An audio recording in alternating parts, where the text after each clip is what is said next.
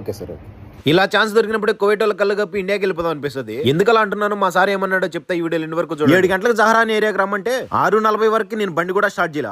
ఇక్కడ నుంచి మా సార్ వాళ్ళు ఉన్న ఏరియాకి వెళ్ళడానికి 2 నిమిషాలు పడుతుంది. సీట్ బెల్ట్ పెట్టుకోకపోతే జీతం సంక్రాంతిపోతుంది. కెమెరాలు ఎక్కడ పెట్టున్నారో వాళ్ళకే తెలియట్లే. పొద్దున్నే శుక్రవారం శనివారం రోజుల్లో రోడ్లు ఖాళీగా ఉంది. జస్ట్ ఒక్క నిమిషం తక్కువతో మా సార్కి మెసేజ్ పెట్టేశాను, నేను కింద ఉన్నాను సార్ అని చెప్పేసి. వెంటనే రిప్లై చేశాను. బండి గడికి 1 రోజులు అయిపోతుంది, జానడుతుంది దుమ్ము. ఏమన్నా అంటాడేమో అని చెప్పి భయపడ్డాను కానీ సాఫర్ వెళ్తున్నాడు కాబట్టి ఏం మాట్లాడు. మా సార్ ఫోన్ లో నాతో మాట్లాడింది ఏంటంటే, Shiva please come up take the bags అని చెప్పి ఆడతా పాడతా పైకి వెళ్ళి ఆ బ్యాగులు తీసుకొని కిందకు వచ్చేసారు. ఇలా బ్యాగులు ప్యాక్ చేసుకుని ఎయిర్పోర్ట్ దాకా తీసుకుని వెళ్ళి వదిలిపెట్టి వచ్చే ప్రతి డ్రైవర్ కనిపిస్తుంది. ఇప్పుడు 2 సంవత్సరాలు అయిపోద్ది, ఆ బ్యాగులు చదువుకొని ఇంటికి వెళ్ళిపోదామా అని చెప్పి అనిపిస్తుంది. కువైట్కి రాగానే పాస్పోర్ట్ వాళ్ళ చేతిలో తీసేసుకుంటారు. మనం ఇండియాకి వెళ్ళాలని ఎంత ట్రై చేసినా వాళ్ళు పంపిస్తే తప్ప పాస్పోర్ట్ మన చేతిలోనే ఉంటే నాలాంటి మెంటలు ఖచ్చితంగా బ్యాగులు చదువుకొని ఇండియాకి వెళ్ళిపోతారు. అందుకనే ముందు జాగ్రత్తగా పాస్పోర్ట్ తీసేసుకుంటారు ఇక్కడికి రాగానే. మొత్తానికి సార్ వాళ్ళని బ్యాగులు ఎయిర్పోర్ట్ లో దించేసి ఇంకో 10 రోజులు స్కూల్ డ్యూటీలు చేసుకొని ఫ్రీగా పడుకోవచ్చు. చూసారు కదా, వీడియోలో ఉందో కామెంట్ చేసి ప్లీజ్ లైక్ అండ్ సబ్స్క్రైబ్.